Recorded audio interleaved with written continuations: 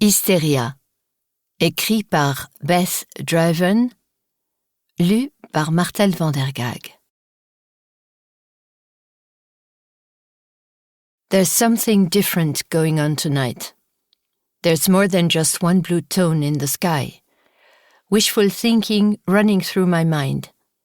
Because there's something different going on tonight. I feel an SOS inside of me. The Gift, Lowland. 1. Dans le noir absolu, même prostrée et repentante, suppliant comme une misérable, peu importe où elle se cache, elle aura toujours ce qu'elle mérite. Les vilaines filles méritent d'être punies. Le goût du sang laisse une amertume métallique sur la langue, charge les papilles d'une saveur rebutante, à la limite de l'écœurement. La sensation chaude emplit votre bouche, vos membres tremblent, une sueur froide remonte votre colonne vertébrale. Le goût du sang est synonyme de malaise. Le goût du sang donne l'alerte de l'imminence d'un danger. « Crache !» me dis-je intérieurement, alors qu'un agglomérat de salive et d'hémoglobine va bientôt m'étouffer. « Crache, bordel de merde !» me fustigeai-je pour espérer obtenir un sursaut de mon corps, mais je ne bouge pas. Je ne bouge pas et surtout, mes yeux ne s'ouvrent pas. Je suis certaine de ne pas être morte. Quand votre corps décharné se dessèche depuis des jours, il réside peu de chance pour que les battements de votre cœur cognent aussi fort contre votre poitrine. Pourtant, mes sens paniquent, mon pouls est irrégulier, tout cela n'est pas normal. Je devine mes bras enserrés autour de ma taille, mes genoux remontés jusqu'à l'abdomen, recroquevillés en position fœtale, régression vers un état d'apaisement inégalé, je reprends petit à petit conscience de mon corps. J'ai froid. Le vent glacé traverse mon épiderme sans pudeur, mes paupières closes tressaillent, brûlent à l'envie de s'ouvrir. Mes membres se réveillent et crient leur douleur cuisante. J'inspire très fort avec la tentative désespérée d'infiltrer de la vie en moi. Je hume l'air ambiant et ce réflexe de survie mécanique provoque le reflux de la substance non identifiée qui inonde l'intérieur de mes joues et je m'écroule. Je crache. J'ouvre les yeux, à quatre pattes sur le sol boueux, des larmes brûlantes surgissent, mes mains s'enfoncent dans la terre molle, les muscles de mes jambes cèdent, mes bras résistent, mon regard est perdu, terrifié. Je crie. J'expulse un son plus animal qu'humain, une douleur inexprimable et le timbre de ma voix m'apparaît à cet instant tout à fait étranger. Je suis pleinement consciente que cette nervosité incontrôlable dont je suis victime ne m'aidera ni à me lever ni à évaluer la situation dans laquelle je me trouve.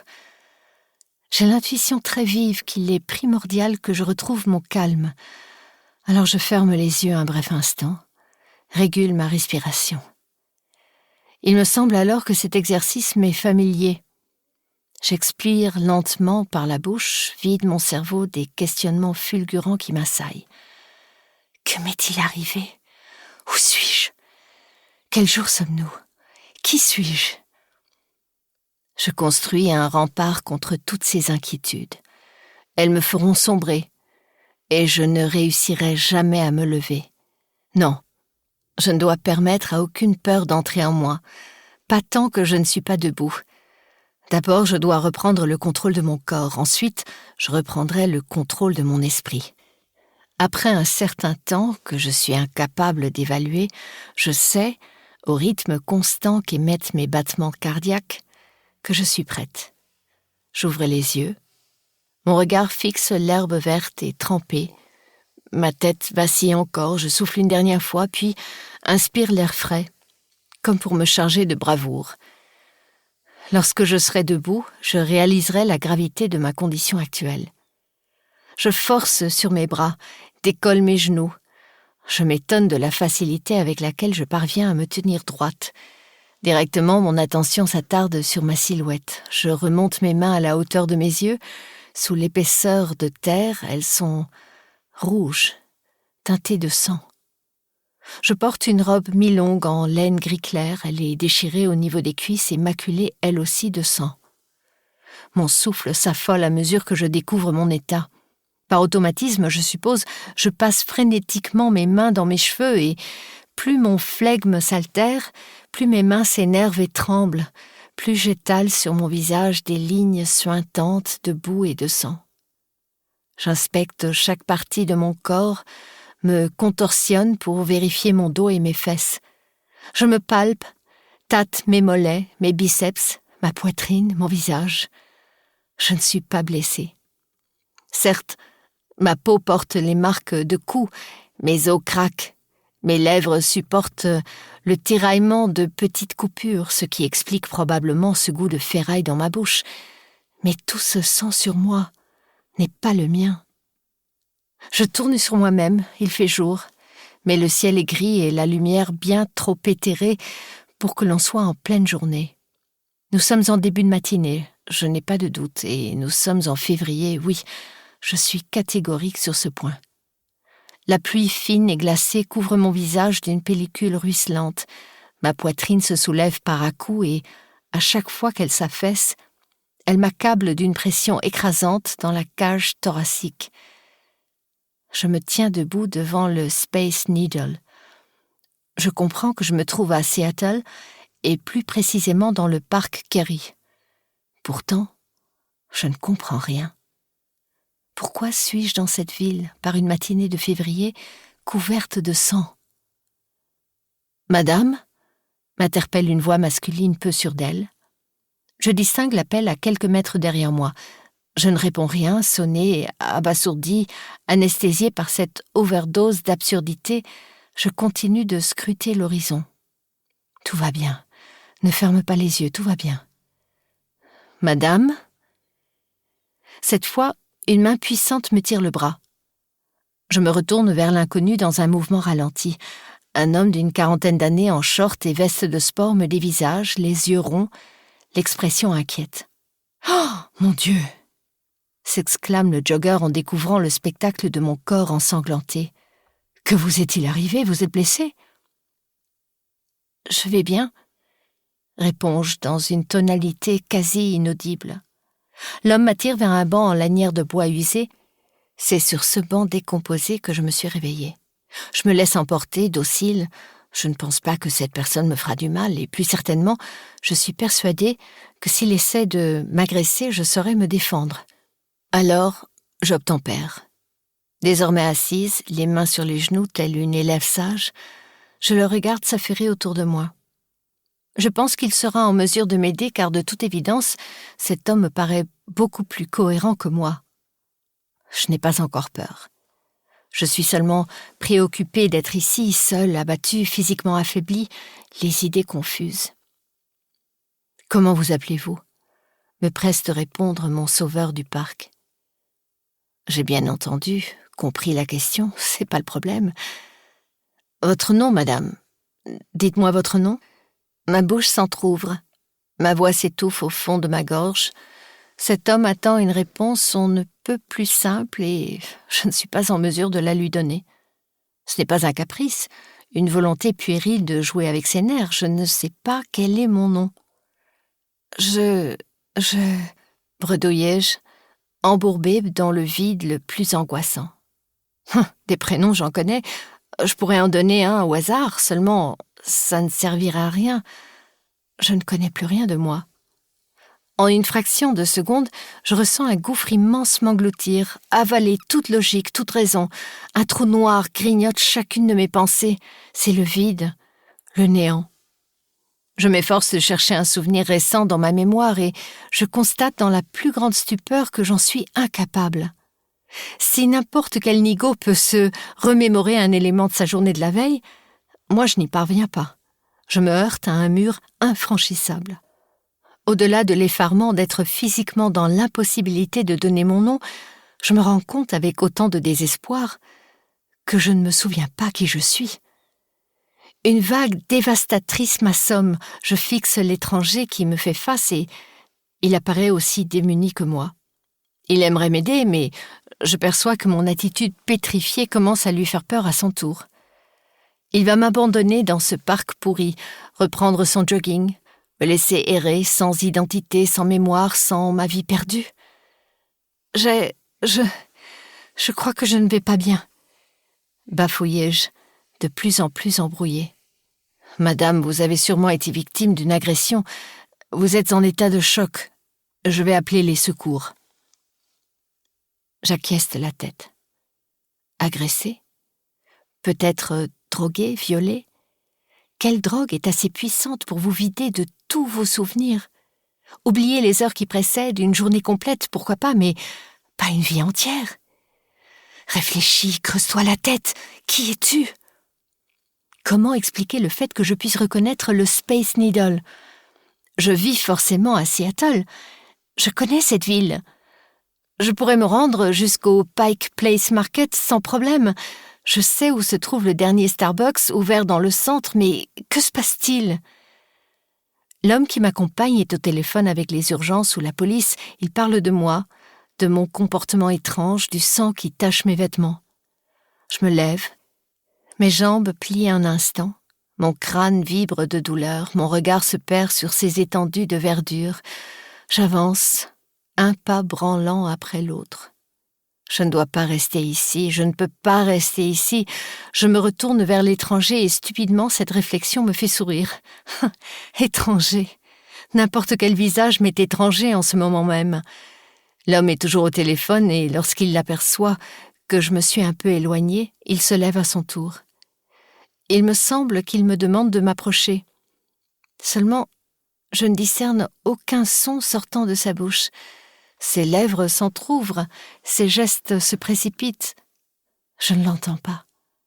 Ma tête prise dans un étau, un trou noir à la place du cerveau, j'explose dans un pleur mêlé de douleur, de peur et de détresse. Un gémissement rauque s'expulse du fond de mes entrailles. J'ai les yeux exorbités de panique. Qu'adviendra-t-il de moi? Suis-je devenue folle? Ai-je perdu toute ma lucidité? Lorsque la police arrive, je suis encore à genoux, hurlant à plein poumon. 2 agents me soulèvent. Devrais-je être soulagée d'être emmenée par eux?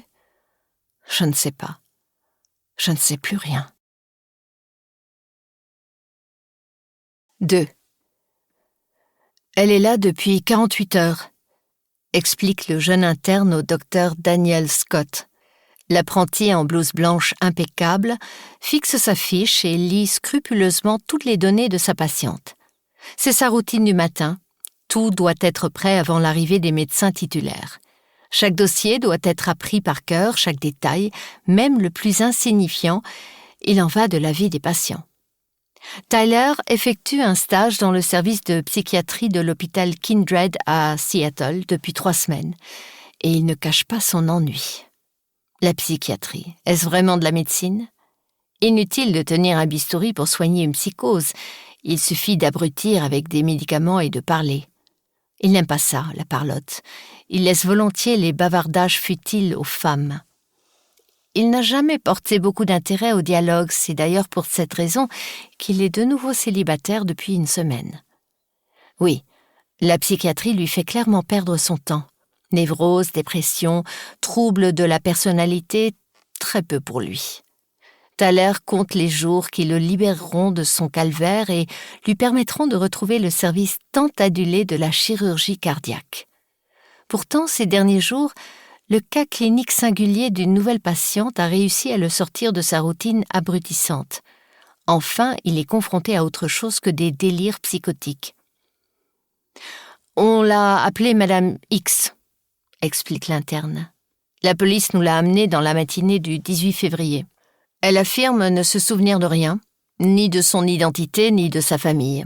Elle était couverte de sang à son arrivée, elle souffre de plusieurs contusions, mais rien qui pourrait expliquer tout ce sang.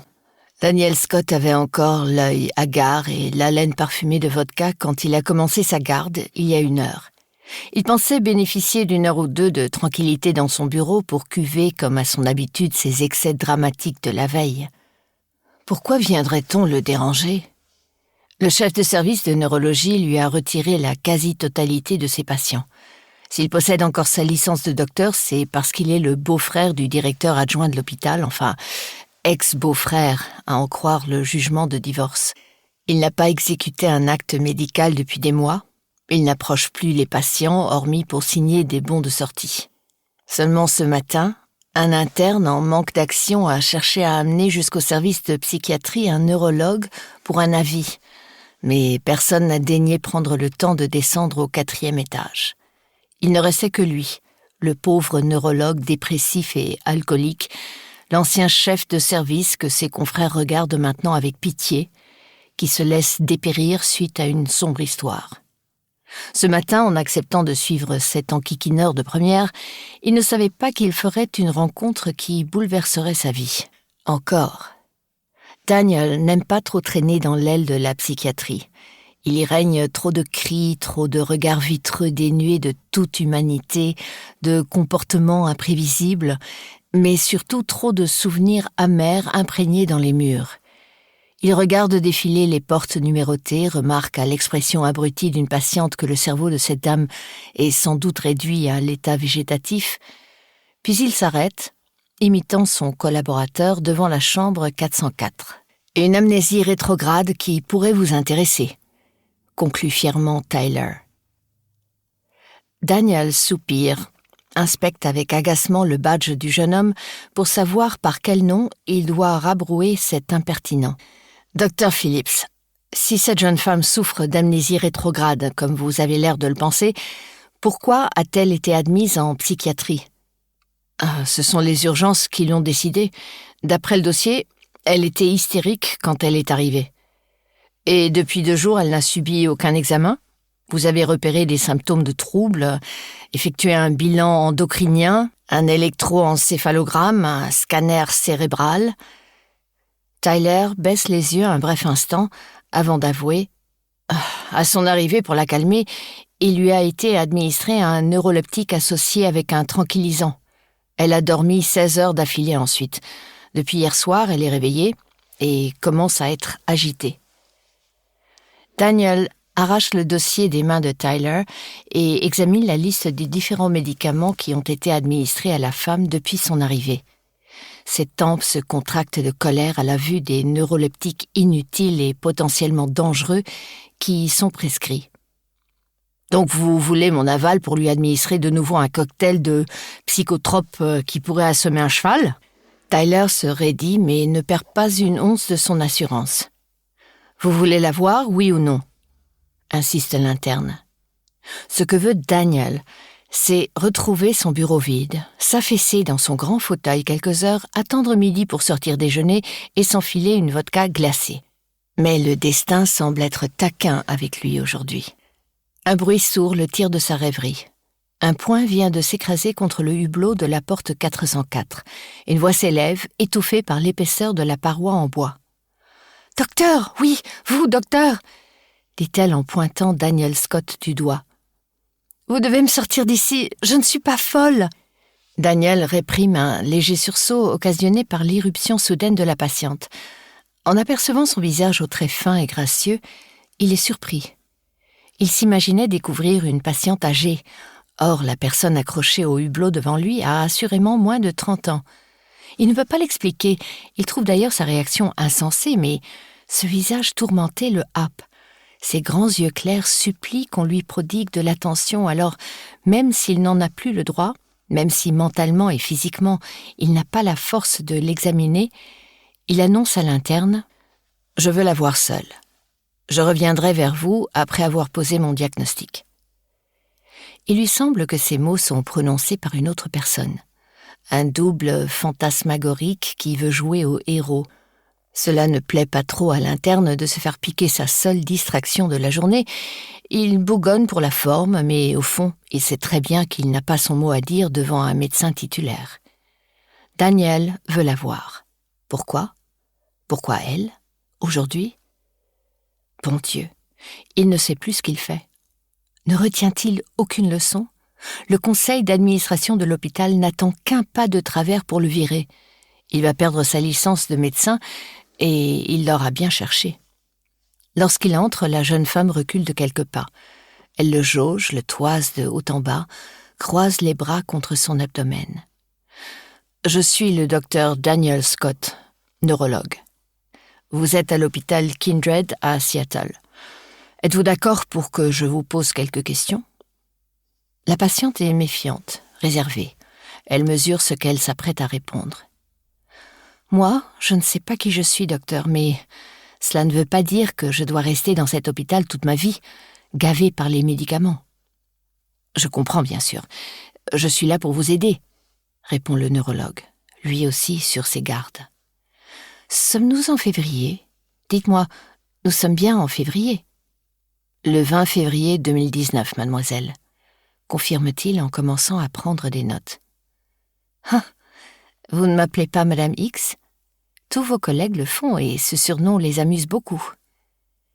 Daniel Scott feint de ne pas relever le sarcasme évident décoché dans cette question. Il connaît trop bien l'humour douteux de ses pairs et il imagine aussi sans mal leurs remarques déplacées. Pour le moment, nous pourrions nous satisfaire de « mademoiselle ». Qu'en pensez-vous ? Ça me va, répond-elle sans décroiser les bras. Que pouvez-vous me raconter à votre sujet ? La jeune femme baisse la tête, laisse tomber ses bras ballants le long de sa taille frêle et s'assied précautionneusement sur le bord du lit. Je me suis réveillée dans le parc Cary, couverte de sang. Un homme est venu à ma rencontre et a appelé la police. Je ne me souviens de rien, absolument rien. Je ne connais pas mon nom, mon adresse, si j'ai un emploi, de la famille. C'est le trou noir. Je sais bien que lorsque la police est arrivée, mon comportement a pu faire penser à de la démence. Mais je ne suis pas folle, vous devez me croire. Daniel note immédiatement que son langage est intelligible, posé, sans incohérence apparente. Vous m'avez demandé tout à l'heure si nous étions bien en février. Pourquoi ? Le saviez-vous déjà ? J'en étais sûre pour le mois de février, tout comme je savais que je me trouvais à Seattle. C'était comme une évidence. Très bien. Vous vous exprimez bien et semblez ne pas avoir perdu votre mémoire sémantique. Le regard perdu que lui envoie la jeune femme trahit son incompréhension. Cela signifie que vous n'avez pas perdu les connaissances acquises tout au long de votre vie, comme écrire, compter ou conduire une voiture. Il nous faudra procéder à des tests pour nous en assurer pleinement. Savez-vous qui est le président de notre pays ? Donald Trump. On ne peut pas oublier une calamité pareille, affirme-t-elle en esquissant une moue moqueuse.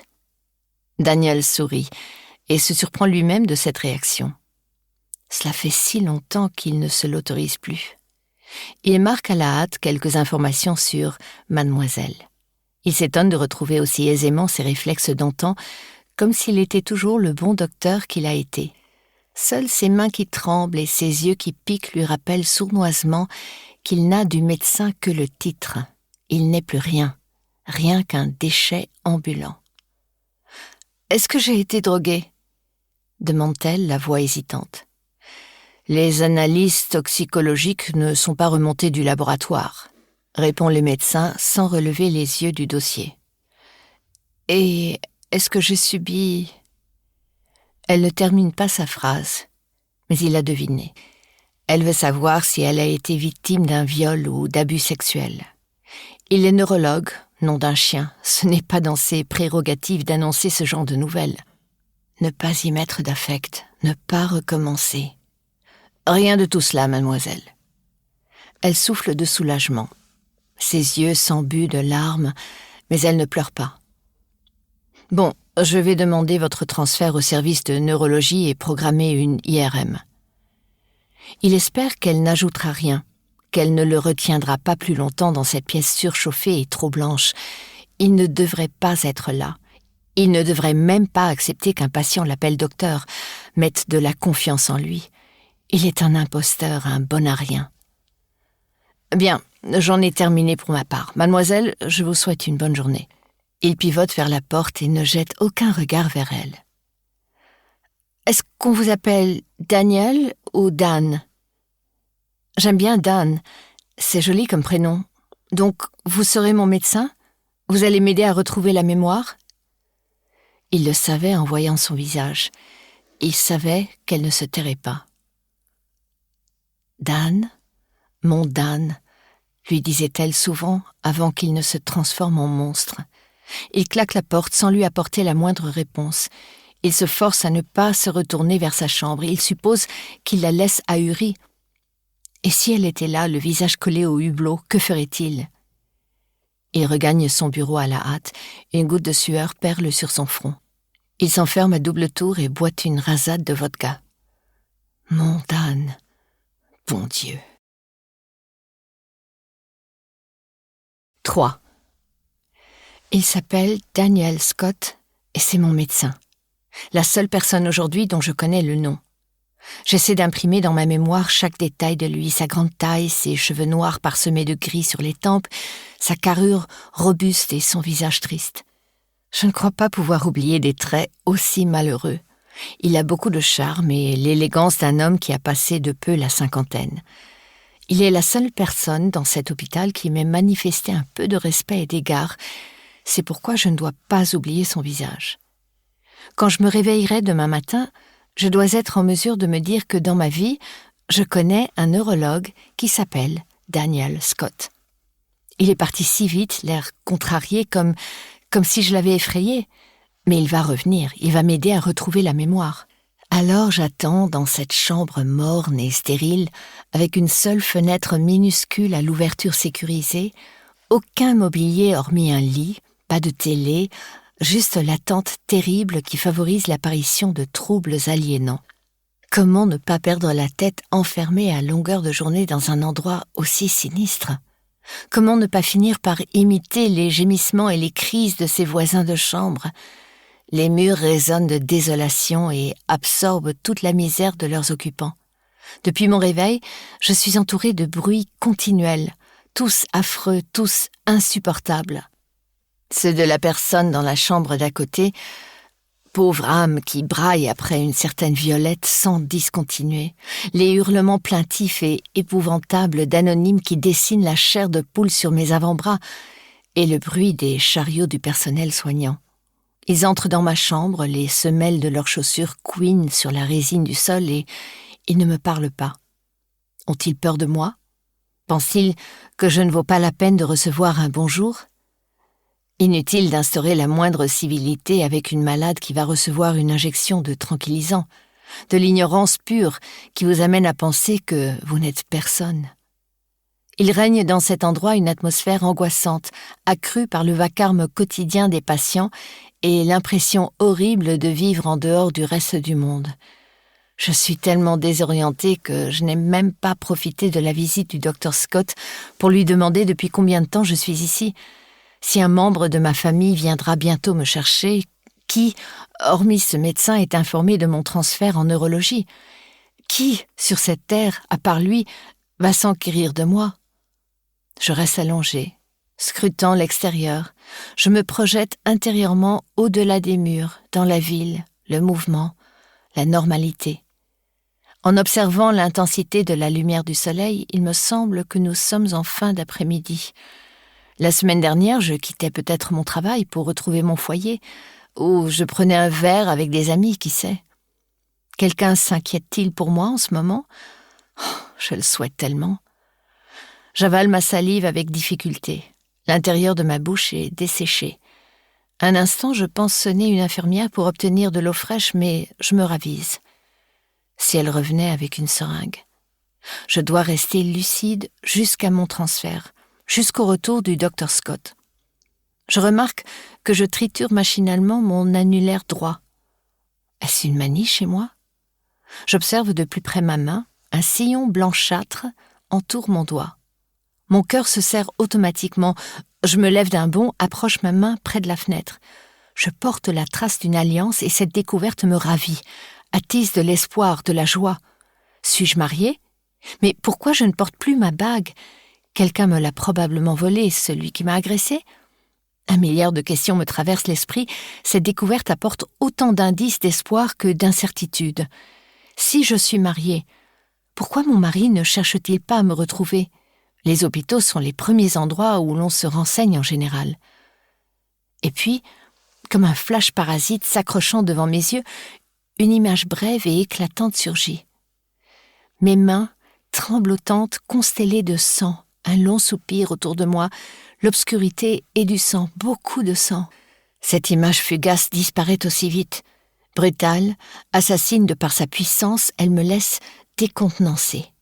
Je suis certaine qu'il s'agit d'une vision de mon passé, mais je ne l'explique pas. L'apparition de ce souvenir bref et flou sème un doute obsédant dans mes pensées. Secouée par la force de ce cliché poignant tiré de ma mémoire, j'en perds l'équilibre. J'évite la chute en me rattrapant de justesse au pied de mon lit. Je m'assieds, prise d'un léger vertige. La pièce tournoie doucement.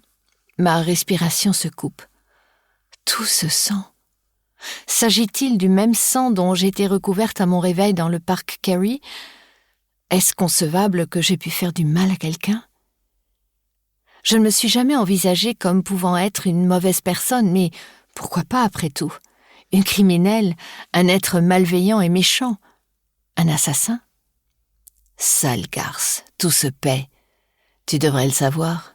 À genoux, chienne, tu n'apprends donc rien ? C'est ce que tu mérites. C'est tout ce que tu mérites. 4. Des coups répétés viennent réveiller Daniel et aussitôt son front fiévreux se décolle sèchement du bois mélaminé de son bureau. Est-ce qu'il a fermé cette foutue porte à clé ? Il ne se souvient plus.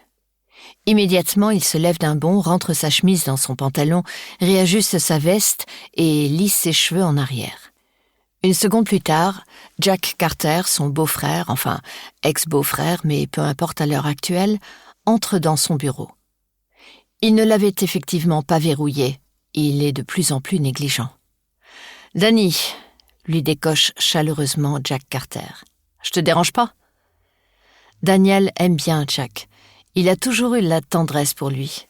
Il l'a connu gosse alors qu'il venait de se fiancer avec sa sœur. D'ailleurs, le neurologue voit toujours Jack comme un gosse, même si ces derniers temps les rôles ont changé et que c'est lui qui est considéré comme un gamin. Jack a repris le poste de directeur adjoint de l'hôpital il y a 2 ans et il s'efforce de l'aider à remonter la pente. Certains jours, Daniel se fait même la réflexion que Carter est le seul soutien qui lui reste. « Ah, qu'est-ce qui t'amène, Jack ?»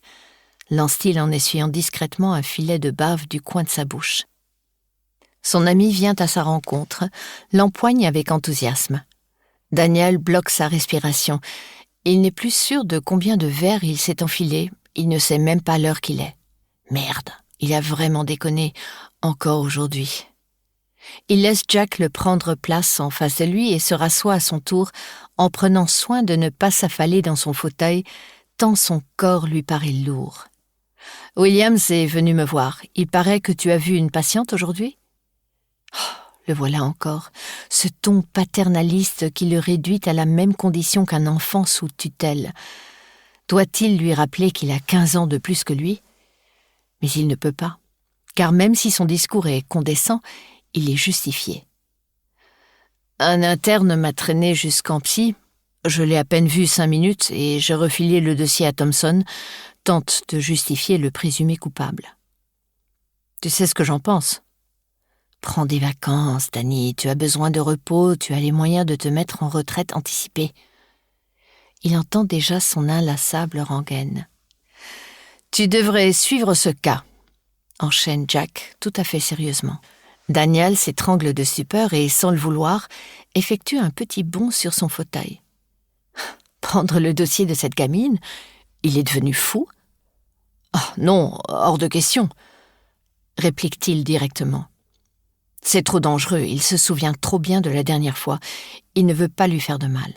Écoute, Danny, je suis bien placé pour savoir ce que tu as traversé, et quand Williams m'a annoncé que tu avais mené une consultation, ma première réaction a été d'être furieux.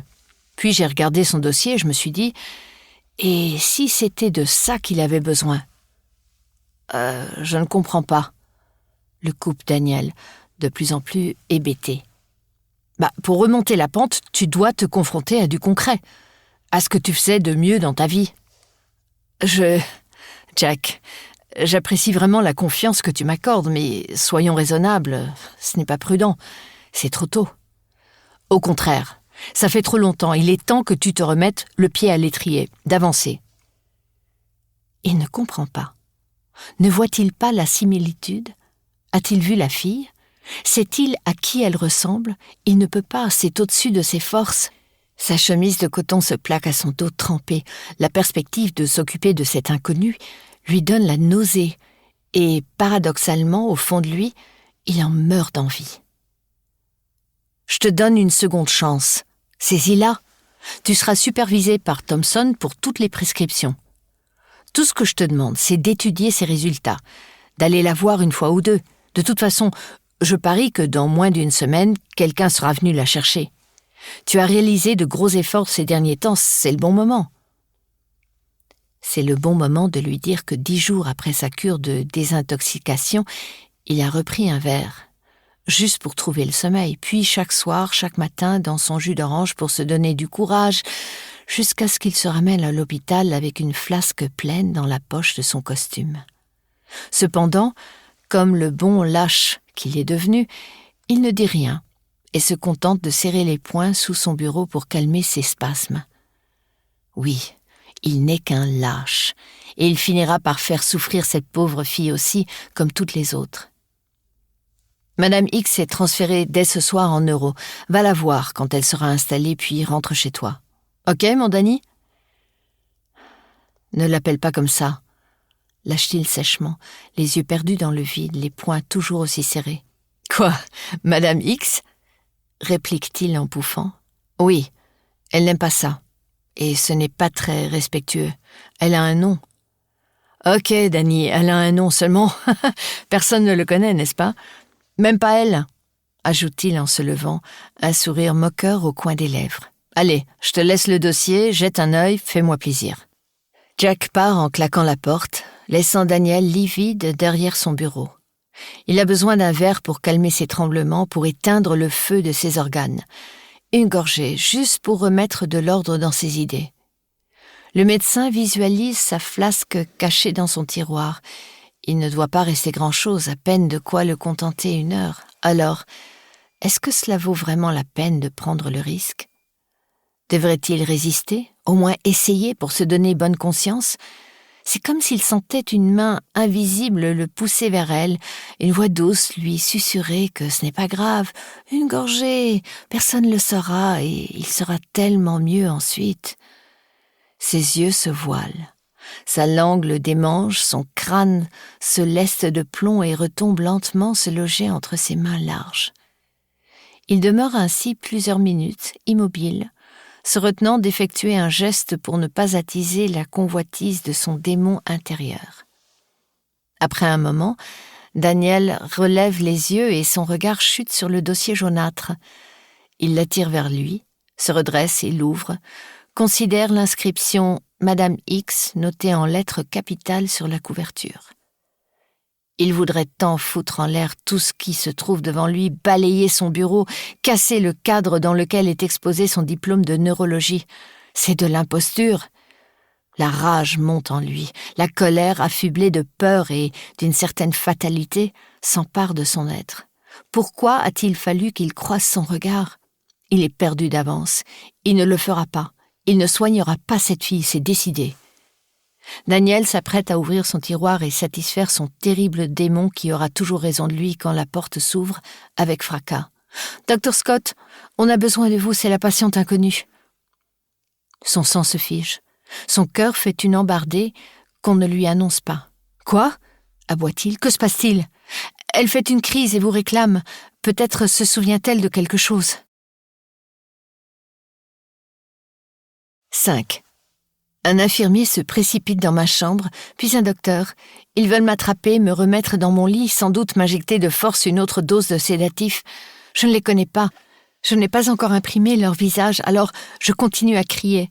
Je veux que ça s'arrête. Je veux me réveiller et retrouver ma vie, quelle qu'elle soit, que cette impression de vide disparaisse. Faire cesser cette sensation affreuse et glaçante qui cherche à me tirer par les pieds dans un gouffre sans fond.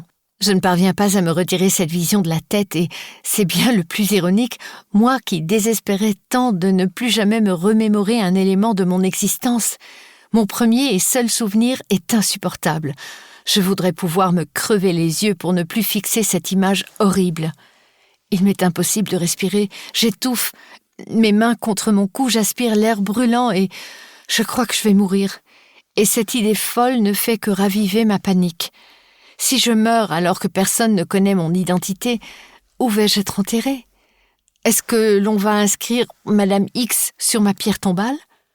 Je dois sortir d'ici, retrouver ma famille, mais si je n'ai personne, si je suis une sociopathe sans aucun soupçon de morale et d'empathie, je préfère alors ne jamais retrouver la mémoire, rester une anonyme le reste de ma vie.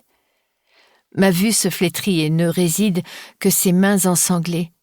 J'en ressens toute l'affliction, j'avale la bouche grande ouverte, la souffrance qui inonde ce moment, et j'ai juste envie de mourir. Je hurle comme une démente. Oui, ça y est, je ressemble aux autres, aux malades qui ont tout perdu, même la raison, et le seul moyen pour eux d'évacuer toute leur détresse est de crier bien fort, longtemps, pour que quelqu'un les entende, mette fin à leur calvaire. Le médecin et l'infirmier arrivent à m'attraper. Je me débat, c'est une réaction clairement stupide, car elle ne fera que renforcer leur mauvaise opinion de moi. Malheureusement, je ne contrôle plus rien. Avec hargne, force et violence, j'essaie de me démettre de leur emprise. Ils ne comprennent rien. Eux ne voient pas ce que moi je vois. Dans cette répétition infernale qui s'apparente à une vision directe sur l'entrée de l'enfer, je me souviens du Dr Scott. « Laissez-moi, lâchez-moi !» Je hurle à m'en exploser les poumons. « Je veux voir le Dr Scott. Faites venir le Dr Scott, s'il vous plaît. » Maintenu par 4 bras puissants et fermes qui compressent ma cage thoracique, je tourne ma tête dans tous les sens. Je sens que c'est une question de temps avant que l'on m'administre un calmant. Désespérée, je fonds en larmes. Elles surviennent pareil à un torrent et ravagent mes joues. Je pleure, je supplie. « Le Dr Scott, s'il vous plaît, le Dr Scott !» Trop tard pour Madame X, l'hystérique inconnue, une aiguille dans le bras s'enfonce et on ne l'entendra plus crier. Au moment où mes paupières n'arrivent plus à lutter, je le vois et je le reconnais. Il est venu. Dommage pour moi, c'est trop tard. Je vais sombrer et après mon réveil, vais-je le reconnaître? Tu ne partiras jamais d'ici, tu m'entends? Tu es à moi pour toujours. Ne pleurniche pas, ça sert à rien. Pleurer, c'est pour les faibles. C'est peut-être ce que tu es, une pleurnicharde, bonne à rien. Je devrais juste te tuer alors? Qu'est-ce que tu en dis? Lorsque je reprends connaissance et avant d'ouvrir les yeux sur ce qui m'entoure, je me concentre avec force. J'écoute s'égrener sur un rythme régulier et rassurant les battements de mon cœur. Tant que je n'aurai pas ouvert les yeux, il reste une chance pour que tout soit rentré dans l'ordre à mon réveil. Je réapparaîtrai dans mon lit aux côtés de mon époux. Tout ce que je viens de vivre ne sera rien de plus qu'un terrible et long cauchemar. Je prolonge ce moment avec l'espoir naïf et illusoire que ces jours derniers n'ont été qu'une accumulation de déraisons et d'hallucinations. Seulement, je dois me rendre à l'évidence. Je me souviens, même avec les yeux fermés et une volonté plus grande que tout de demeurer dans le déni, je me souviens de ces jours passés. Oui, seulement de ces quelques jours passés, du parc, du sang du jogger avec sa face de primate, des cris de l'hôpital, des intraveineuses, des pleurs de Madame X. Je suis toujours Madame X. J'ouvre les yeux brusquement pour vérifier que rien n'a changé. L'obscurité fausse mon jugement quelques instants. Je ne reconnais pas ma chambre, pourtant je suis certaine d'être toujours à l'hôpital. Mon lit n'est plus du même côté de la pièce, la fenêtre non plus, mais l'odeur est la même, irritante, ammoniacale. En revanche, je n'entends plus les bruits. Je me redresse, circonspecte, lorgne autour de moi et mon regard est attiré par une forme avachie en face de moi. À tâtons, je cherche l'interrupteur. Mes gestes sont moins discrets que je ne l'espérais et je finis par réveiller mon gardien. « Comment vous sentez-vous » me demande le Dr Scott en se levant pour actionner la veilleuse au-dessus de mon lit. Je ne l'ai pas oublié. Ses sourcils épais contrariés, ses doigts qui se nouent sans cesse, son nom, tout est limpide. Je suis capable de me créer de nouveaux souvenirs et cela me réconforte. Le Dr Scott s'empare d'un tensiomètre, le passe autour de mon bras droit. Je me laisse faire, docile, muette, et je l'observe. Je perçois une légère senteur de menthe qui émane de sa respiration et aussi, plus discrètement, l'odeur de l'alcool. Alors, vous voulez bien me raconter ce qui s'est passé tout à l'heure ? Immédiatement, je me revois me débattant telle une malade en pleine crise de convulsion. Je me force à ne pas faire réapparaître la terrible image. Je sais qu'elle est là, cachée quelque part au milieu de mon cerveau. Il me suffirait de fermer les yeux pour la revoir avec une clarté parfaite. J'ignore ce qu'elle représente et, pour l'instant, je redoute bien trop d'en découvrir la signification. J'admets que ma réaction est vaine et qu'elle va à l'encontre de ma guérison. Malgré cela, je ne me sens pas assez forte à cet instant précis. J'ai besoin d'un peu de temps pour assimiler. « Vous ne parlez plus ?» renchérit-il en passant une petite lampe sous mes yeux. « Pouvez-vous me dire mon nom ?» Il s'éloigne sans me quitter des yeux, il attend une réponse, mais je n'ai pas envie de parler. « Dans ce cas, je vais vous laisser vous reposer. » déclare-t-il en se levant vers la porte. « Docteur Scott. »« Oui, » répond-il en se retournant vers moi. « Votre nom est Daniel Scott. Vous êtes neurologue. On s'est rencontrés il y a quelques heures et vous m'avez dit que vous m'aideriez. J'ai raison, n'est-ce pas ? » Le docteur se rapproche, pose ses mains lourdement sur le cadre du lit. L'expression de son visage change et se laque sans équivoque d'un malaise palpable. « Je ne serai pas votre médecin, mademoiselle. » À ces mots, je remarque que ses doigts se resserrent autour du barreau de mon lit. Son regard est fuyant. Il paraît abattu et résigné. J'ignore les motivations de son refus, cependant, je suis persuadée que son haleine qui empeste la vodka est l'explication la plus probable. « Pourquoi ?» demandai-je simplement. « Le docteur Thompson a repris votre dossier. Je suis venue pour m'assurer que vous allez mieux. » Il ment, et sans mal, je le discerne. Ses lèvres bougent différemment, son regard fuit. Mais pourquoi ? Je ne comprends pas pour quelles raisons obscures il prendrait la peine d'attendre mon réveil si c'est dans l'unique but de m'annoncer qu'il n'est plus mon médecin. J'ai besoin de vous, docteur. J'ai confiance en vous. Je suis sûre que cet autre médecin est très professionnel, mais vous êtes le seul à ne pas m'appeler Madame X. Mademoiselle, je vous assure que c'est mieux ainsi. Je n'aurai pas assez de temps à vous consacrer. Je suis très occupée et votre cas d'amnésie demandera de nombreux tests et analyses. De nouveau, dans chacun de ces mots, je soulève un mensonge évident. Après tout, je devrais abandonner. Un médecin est un médecin, peu importe son nom. Je ne l'explique pas, pourtant, au fond de moi persiste l'assurance que lui réussira mieux qu'un autre. « J'ai été mariée », lui annonçai-je, dans une volonté tenace de le retenir. « Peut-être le suis-je encore, tout est possible, n'est-ce pas ? Regardez !» Je lui tends ma main gauche, il l'examine un quart de seconde, son regard pétille de curiosité. Ai-je réussi à l'intéresser ? « Il y a tellement de choses que j'ai à apprendre sur moi. Vous m'avez demandé ce qui m'était arrivé, eh bien, je me suis aperçue de cette trace sur ma main et j'étais perdue, je ne savais pas comment réagir. J'ai besoin que vous m'aidiez à découvrir qui je suis. » Cette fois, c'est moi qui mens, car je lui cache délibérément la véritable raison de mon mal-être. Je me demande si, comme pour lui, un stigmate physique trahit mes mensonges. Je réalise que mentir ne me pose pas vraiment de problème et que cela me vient assez naturellement. Voilà un trait de caractère qui se révèle très distinctement. Nous n'avons retrouvé aucun effet personnel sur vous à votre arrivée, se décide-t-il à lâcher enfin. Cette découverte m'a perturbée, elle a ravivé. Je m'interromps. Lui avouer que j'ai eu une première réminiscence pourrait le décider à accepter de me suivre.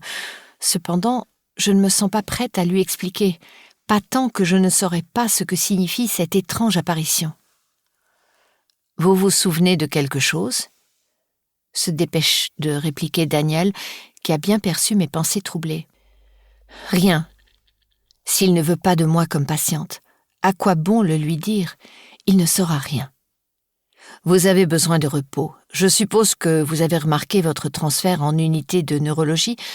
Votre IRM a été décalé à demain matin du fait de votre incident.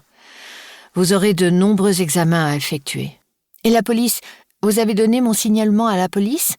Quelqu'un s'est-il manifesté? Pas à ma connaissance, mais je suis sûre que quelqu'un viendra. J'aimerais le croire, mais en ce moment, je crains plus que tout de découvrir que je suis seule au monde.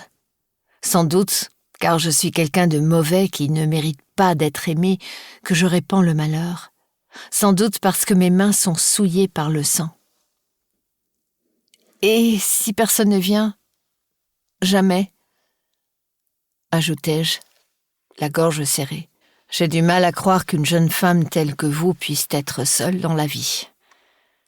Cette idée m'obsède et s'entrechoque avec les multitudes de questions et de peurs qui reviennent sans cesse me tourmenter.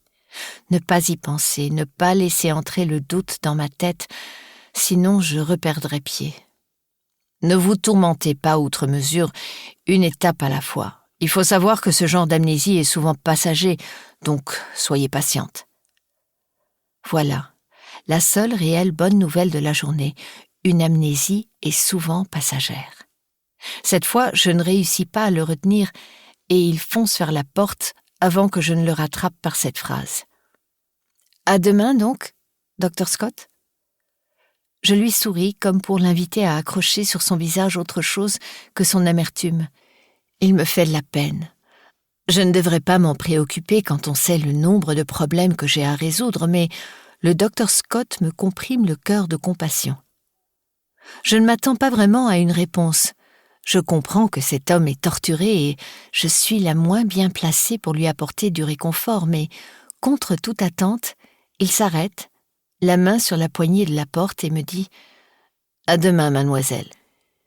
J'enfonce un instant la tête dans l'oreiller moelleux et balaie la pièce du regard. J'ai réintégré le monde des vraies personnes, celles qui méritent une existence confortable. J'en veux pour preuve le mobilier de ma chambre. Je peux apprécier dorénavant le nécessaire que l'on offre aux personnes normales. À la vue du téléviseur accroché au mur, je me demande si l'on parle de moi aux informations locales. Suis-je assez importante pour susciter la curiosité des journalistes? Mon portrait est-il diffusé en boucle en ce moment même? Soudain, je suis attirée par la salle de bain adjacente. Je me lève avec une idée fixe. Trouver un miroir. Depuis mon réveil, je n'ai de moi qu'une vision approximative de mon apparence. Je n'ai pas encore vu mon visage. Mon cœur tambourine à l'approche de la grande révélation. Quelle étrange sensation que d'être sur le point de découvrir son propre reflet. Et si j'étais affreuse, repoussante? Est-ce que cela expliquerait pourquoi j'attends en vain la venue d'un proche? Je trouve cette réflexion futile et superficielle, mais je n'aimerais pas être laide. La vie est déjà suffisamment difficile pour en plus se coltiner un physique ingrat. Je me sais déjà mince et de taille moyenne, je ne souffre d'aucune malformation ou d'aucun handicap, il me reste à découvrir l'image que je renvoie aux autres. Le néon de la salle de bain met plusieurs secondes avant de stabiliser sa lumière blafarde. Je me glisse sous elle, les yeux rivés sur le sol. Un peu de courage, me dis-je en soufflant.